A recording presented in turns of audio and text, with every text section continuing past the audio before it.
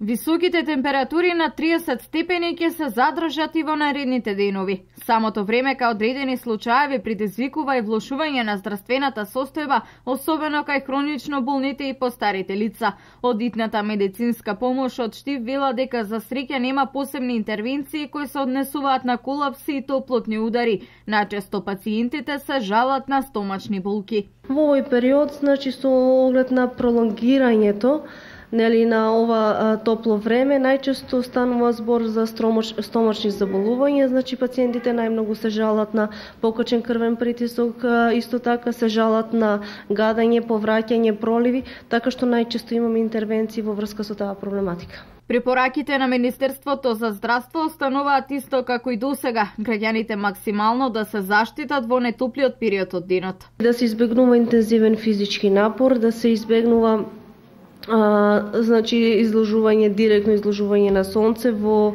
периодот, да речеме, од после 11 часот до кај 17 часот некаде, и да се пијат многу течности, да се јаде полека храна и нормално да се престојува во климатизирани простории. Синоптичарите од Управата за хидрометеоролошки работи соопштија дека Источна Македонија до сабота ќе остане во жолта предупредувачка фаза со температури од над 30 степен Целзиусов. Во наредните денови продолжува периодот на многу топло време, ќе преовладува претежно сончево, во текот на утрешниот ден ќе има појава на умерена облачност, а температурите утре ќе бидат слични на денешните, во Малешевијата околу 31 степен, а во другите делови околу 36 степен. Благ пораст на температурите ќе имаме во следните денови, односно во петок и во сабота, кога максималните дневни ќе бидат во границите помеѓу 31 и 38 степени, во петок, а во сабота помеѓу 32 и 38 степени.